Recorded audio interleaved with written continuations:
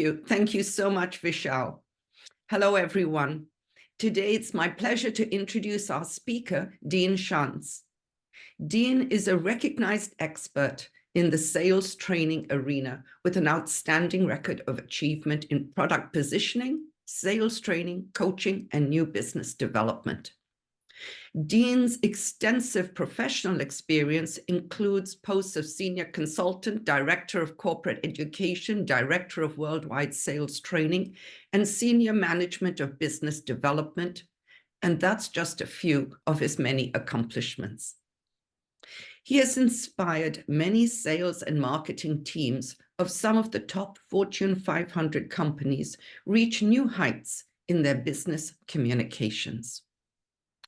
Dean has achieved this with engaging and unforgettable stories and messages, which have led to results. So today, our speaker is a little bit different. We've never had a speaker who has talked to us with a message such as this. So I'm really looking forward to this. Today, Dean is going to share with us the importance of crafting such stories and messages. Dean, thank you for being with us, and over to you. Thank you, Margaret, and thank you, Santosh, for the invitation to join the club today. It is my pleasure to be joining you, so greetings to all of you. If this session is entitled The Story You Tell, and it really focuses on how you can increase your influence. And I'll go ahead and share my slides here. I'm used to driving it from my screen, but if this doesn't work out, we'll ask Margaret to take over here. It's working. Okay.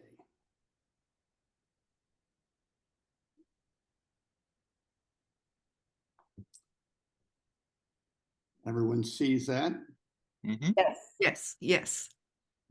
So whether you're leading a team of people, whether you're trying to inspire or motivate a group to take action, or maybe getting them to contribute to a cause, your ability to influence is going to be a key factor in your success. And that really is a focus of this. So if a friend of yours said, well, what's the session on today's club meeting going to be? And you said, well, it's about the story you tell. They probably would have said, huh? What do you mean? What is that about?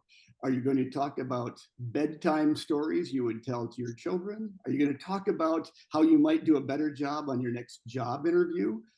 Or you're talking about how other people perceive you, your personality, your style, your communication style. The point is that storytelling is a very broad subject, but what's amazing is how much interest, growing interest, increased interest there is in storytelling, especially in commercial enterprises. Now, why is that? Why this growing interest in storytelling with large corporations around the world? And part of it comes from the amount of insights that are coming out of a collection of science called decision science. The insights that we've gathered around cognitive neuroscience, social psychology, behavioral economics. These studies and the insights that have come out of them have helped us understand that through storytelling, it's a very powerful tool for organizational change as well as societal change. And we're seeing how this is being leveraged to influence us in a positive way and have positive outcomes. You know, one of the individuals that learned this firsthand is a man by the name of Stephen Denning. He's written a book called The Springboard. But back in 1995, he was a program director responsible for knowledge management at World Bank. And he was sitting with a coworker over lunch, and he heard a story of a healthcare worker in Zambia, that's a country at the time was one of the poorest countries in the world. And he heard about this healthcare worker who, using a dial-up modem, was able to get access to a knowledge base, a database in the Center for CDC here in Atlanta, Georgia. And using that dial-up modem, she was able to find information on polio that helped her address some of the challenges she was facing there in the geography that she was serving. Well, this inspired Stephen to understand what a tremendous power and influence knowledge could have if it was shared globally, not only internally within World Bank, but externally with customers. And it launched an initiative that he was leading that became one of the top 3 initiatives at World Bank. Now, you think of knowledge management as something boring, a boring subject. Why would anyone want to get involved with that? What he learned, and this goes into some of the science of storytelling, what he learned is when he would lead a conversation, a presentation, by telling the story of the healthcare worker in Zambia, people were willing and excited to join his cause, to get involved. Even though it was going to require a lot of time and effort and work, they were willing to become a part of that initiative. However, what he learned when he was just talking about the program, the project, the initiative, and didn't bring in that story, people resisted it. They had all kinds of reasons why it wouldn't work at World Bank. Too much time, too much money, don't have the energy to do that. It will never work here. It doesn't fit our culture. There was all kinds of resistance. So what he would do when he would get that resistance is then trying to bring in the story of the healthcare worker from Zambia. What he discovered was it didn't work when he brought it in at the end or in the middle of his presentation. It only was when he led with that story did the barriers go down and people were willing to join his presentation or join his initiative. Fascinating that story would have that much power. So I think it's important, let me go to the next slide here. I think it's important that you understand story in 3 different ways. I want you to think of story as a mental process by which your brain translates stimuli coming through your 5 senses and makes meaning or relevance in the world you live in. I want you to think of story as a content that comes together to package and has more of an emotional impact on an audience. And then I'm sure you storytelling is both an art and a science. The art of telling that story or storytelling. There's 3 components I want you to understand. So let's take a look first at the story as a mental process. And I'd like to put some content up here on the screen, a picture and some words. And I want you to translate this into something that has meaning. Translate this into a story.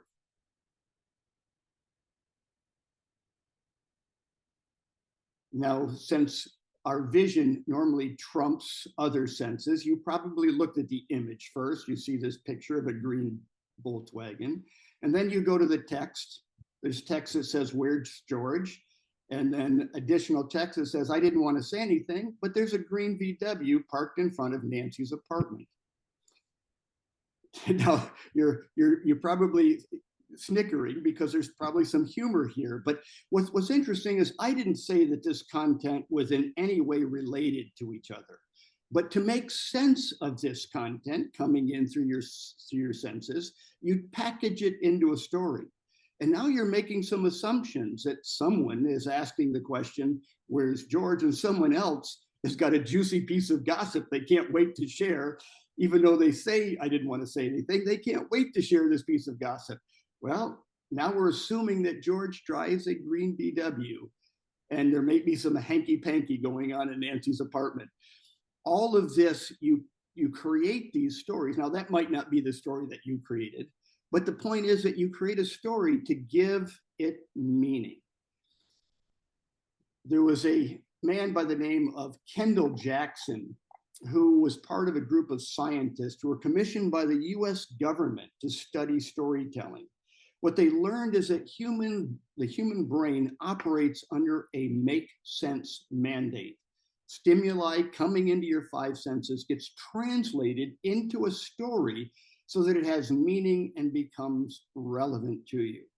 Now, this was really groundbreaking work because it provided the first ever scientific proof that story structure is an information delivery system powerhouse. In fact, our brains are evolutionarily hardwired to like and receive stories. Here's another example of that from a neuroscientist who wrote the book, The Evolution of Consciousness, Robert Ornstein. In it, he has a paragraph. It's using rather stilted English, but I'll share it with you. It goes like this. With hawked gems financing him, our hero bravely defied all scornful laughter that tried to prevent his scheme. Your eyes deceive, he had said, an egg, not a table, correctly typifies this unexplored planet. Now 3 sturdy sisters sought proof, forging along sometime through calm vastness, yet more often very turbulent peaks and valleys.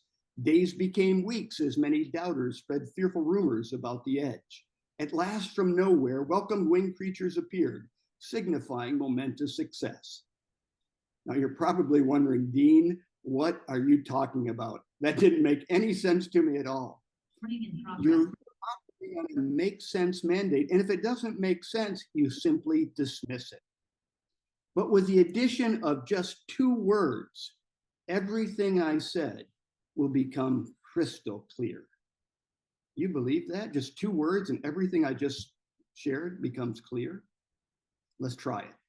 The 2 words are Christopher Columbus.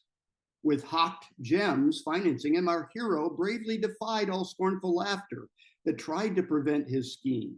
Your eyes deceive, he'd said. An egg, not a table, correctly typifies this unexplored planet. Now 3 sturdy sisters sought proof, forging along, sometime through calm vastness, yet more often very turbulent peaks and valleys. Days became weeks as many doubters spread fearful rumors about the edge. At last, from nowhere, welcomed winged creatures appeared, signifying momentous success. Now, did I just share 2 different paragraphs with you? It probably felt that way to you.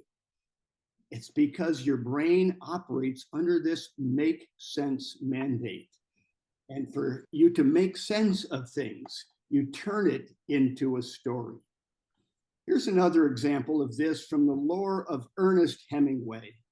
It was once believed that Ernest Hemingway accepted a bet from a friend that he could write a novel with just using 6 words. He accepted the bet, and it's believed that he won by writing down these 6 words: for sale, baby shoes, never worn.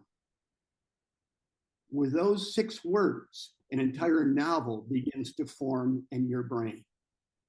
For sale, baby shoes. Now, this wouldn't be a retail store that would have to tell shoppers that they've never been worn. Of course, they've never been worn. So you start thinking about someone who has lost a child, and as a result of that is selling the shoes. But wouldn't you keep the shoes as a memento of that lost child? Are they so poor or destitute that they now have to sell these shoes to survive?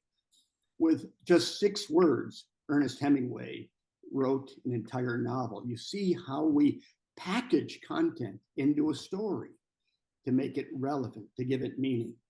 Now, there's a difference between story and data. Oftentimes, we're transferring information or data, and we think that we're telling a story, but it has a completely different impact on the human brain. Story has an emotional element to it that data and information does not. And we'll talk a little bit more about this, but here's an example of that. An example of data would be that the king and queen died. But a story is the king died and the queen died of a broken heart. Those differences have a completely different impact on the human brain.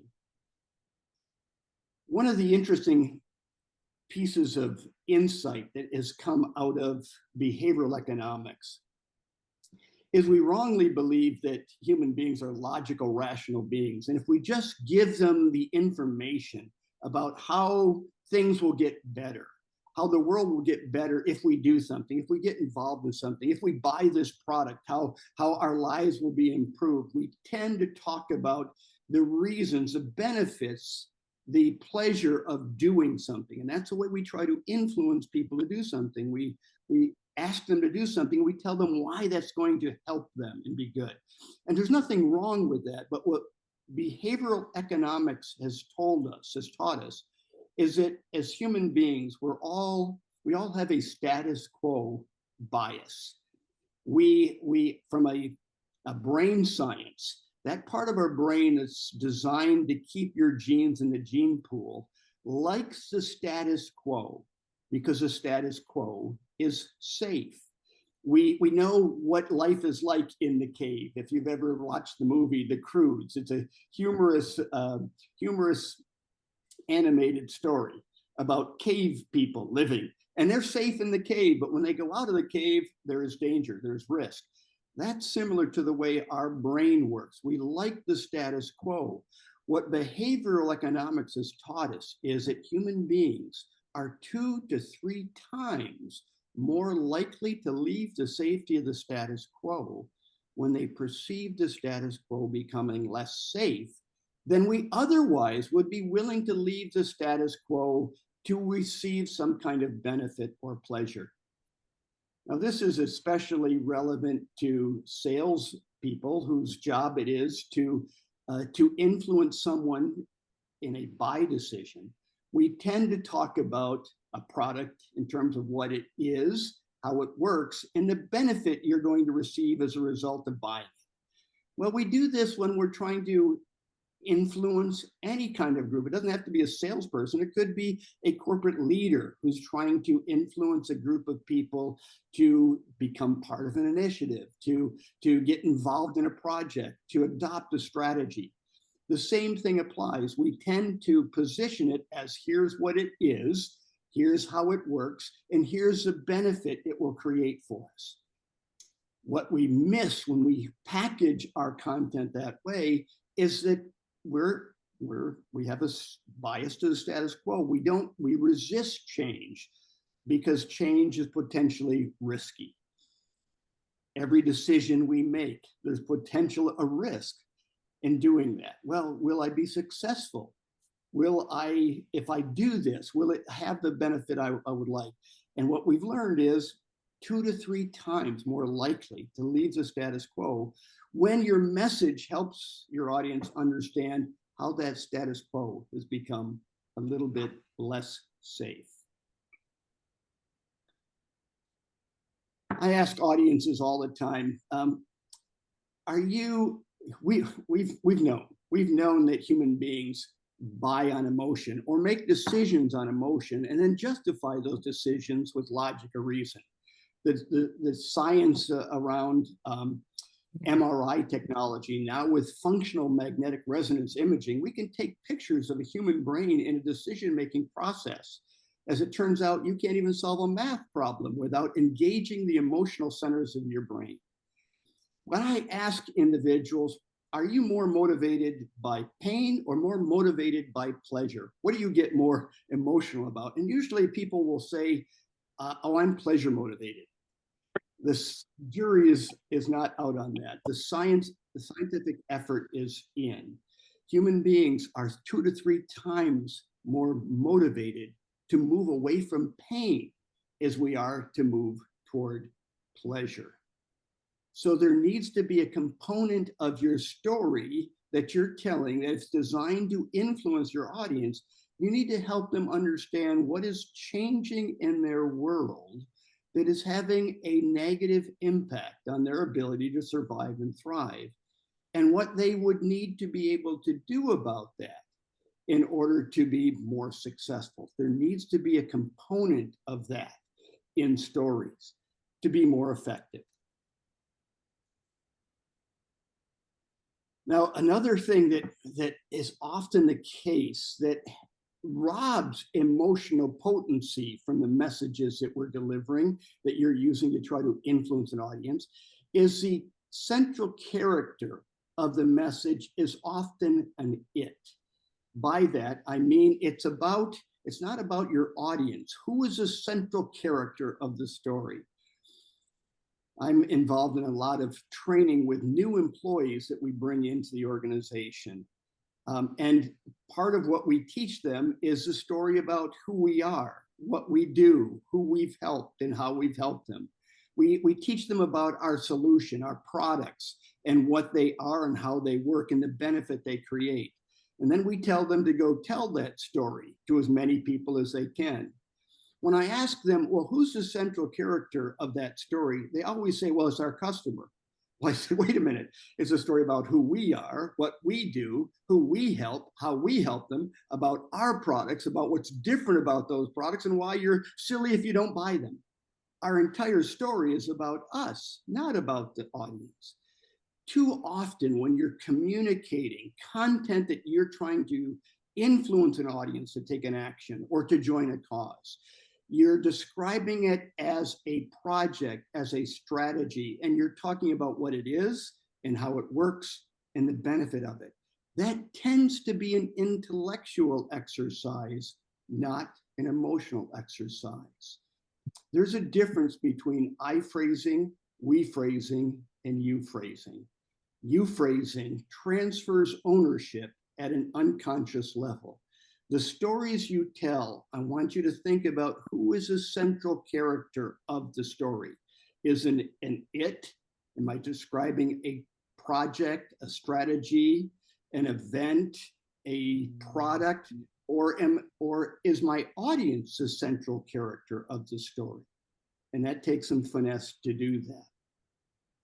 Here's the last thing I'll leave you with. I'm sure, Margaret, we're getting close to our 20-minute time here. Yes. Somebody, I don't know if you're familiar with a man by the name of Joseph Campbell, but he died in the mid-1980s, but he was passionate about how for millennium, civilizations and cultures have been influenced by the stories that get told. His research took him all over the world. He visited over 120 countries, documenting myths and hero stories. And guess what he discovered? That they all followed a similar pattern. And it inspired him to write the book, The Hero with a Thousand Faces. All of these hero stories start the same way. They start with just a normal day in the life of our would-be hero, and then something changes, usually brought about by the antagonist or the villain in the story. Something changes, and this would-be hero gets this call to adventure. What do they do when they get that call to the adventure? Do they rise to the occasion? Not initially. Initially, they resist that call, and then usually a mentor will come on the scene and encourage this would-be hero to accept this call to adventure. There's obstacles that they have to overcome along their journey, but eventually they're victorious over evil, and they return home triumphant to pass their knowledge on to the next generation. Now, what was so fascinating is he saw this pattern across 100 different countries, across geographical boundaries, economic boundaries, religious boundaries, social economic boundaries, all of these differences, yet this similar pattern. And the reason for that, it's very similar to the way that part of our brain keeps your genes in the gene pool. It likes the status quo, but when there's changes, it wakes up. How will I survive and thrive this change in my environment? And initially, it wants to resist. But haven't there been people in your life, mentors, coaches, parents or guardians, business managers who have encouraged you to do things which you otherwise wouldn't have thought yourself capable of doing? We've had these mentors in our lives. This hero model is a way that you could leverage to package content. Again, what's changing? What needs to be done about it in order to survive and thrive? What is it that you could leverage from this strategy? What is it that you could get from buying this product? What is it that you could do from contributing to this cause that would then help you better survive and thrive this change in your environment? And what would that mean to you if you could accomplish that? There is amazing science as well as an art behind the story you tell. And by differentiating between data transfer and story, you're going to greatly increase your influence. By making your central character your audience as opposed to an it, you're going to have far greater influence. By changing your language from I want to teach you something or what we're going to do today versus what you're going to see or what you're going to hear or what you're going to experience in the next 20 minutes, is how by leveraging a few simple concepts, you're going to have greater influence over the people that depend on you for influence and whose lives will be better based on that influence. You phrasing transfers ownership. Make your audience a central character. I love this quote from Steve Jobs. And I'll let you read it here because I've got content on the screen, so I can't even see what's written here. But you can see how he sees storytelling and how that can influence the generations to come. So with that, I'll open it up to any questions that you might have. Thank you. Thank you so much, Dean. This was truly informative and wonderful. The thought that I was having as you were speaking is that, of course, you were talking about this in general terms of sales and our message and things like that. But really, the concept of you is important in anything, I would say, in just about any relationship, in a partnership, in a marriage, in just about in a good friendship with somebody. When you make it about you, you've got a whole different world opening up. So that really resonated with me. And what you said about change is potentially risky, which of course it is, and how to get that across, just everything. I've taken lots of notes, and I'm so glad that this is being recorded because I fully intend to listen to it again and to send the recording to friends of mine. So let me just look at the Q&A, just 1 second. So we have a question from Ramesh Hariharan, and Ramesh says, when does storytelling get manipulative? That's an excellent question. There is a difference between influence and manipulation. Influence is based on your ability to build trust. And you don't build trust by being deceptive. Trust is based on a right and pure motive.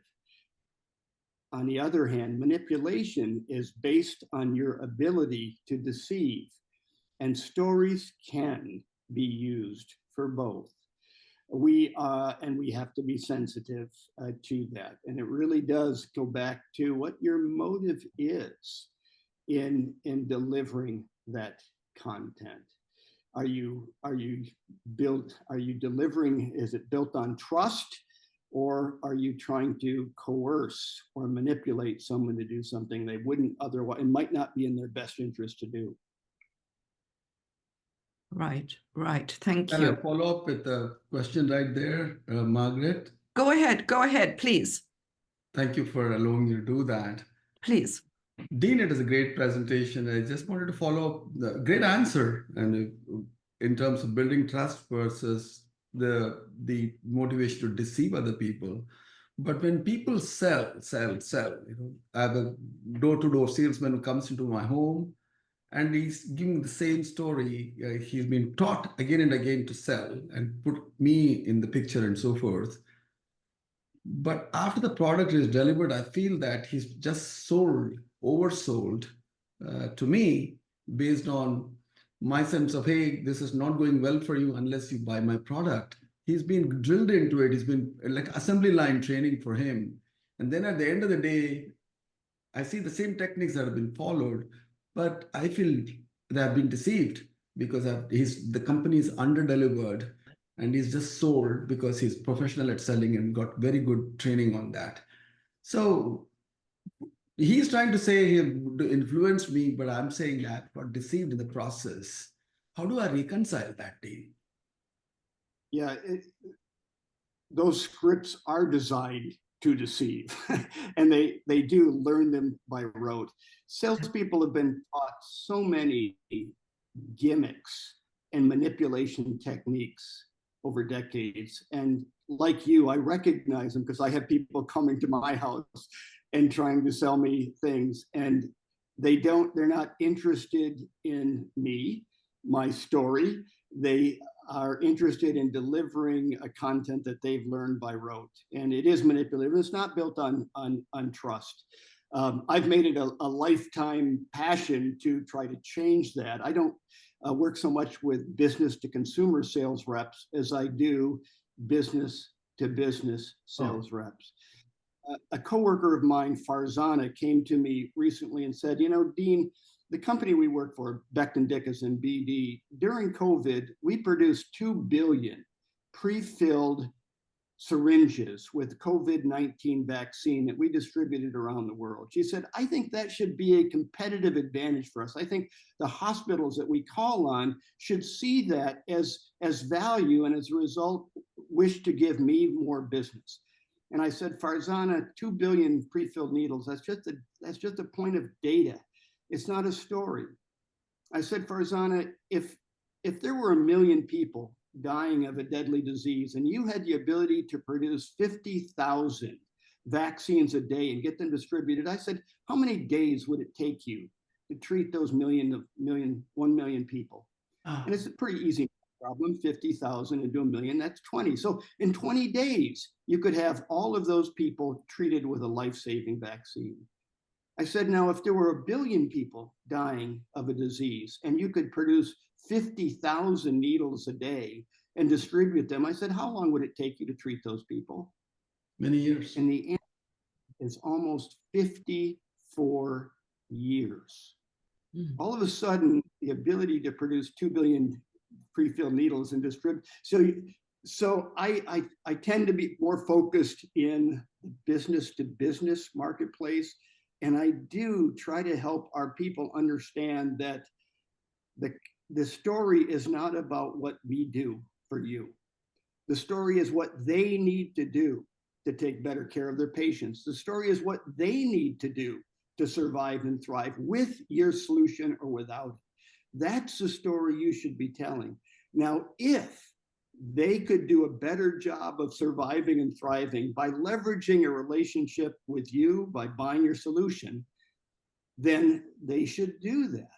However, if they can do a better job by doing it themselves or buying some other person's solution that is going to better help them survive and thrive, then that's what they should do. When you make your audience the central character of the story and not who we are and not what it is and how we can help you, take the we out of it. This is about them being successful with whatever challenges they face. That's a campaign I've been on. It hasn't been an easy one. We tend to default to, you're stupid if you don't buy from us. Look at all the benefits of this solution. Thank you so much. Clarifying, Dean. Appreciate it. Thank you. Thank you. And don't you think, Dean, that at some level, maybe at some very base core level, we know when we're being manipulated, and at some point we resent it or shut off or don't listen, and sometimes miss some very useful messages that way. Sure. Yes. Yeah. Okay, let me see. Well, unfortunately, we are running out of time. Sad to say, our total meeting is 1 hour long. Dean, this has been such a pleasure. And I hope that you will consider coming back and speaking some more to our group, because I know you've had to condense things a lot this morning. So thank you. It's a pleasure. And now over to Simi.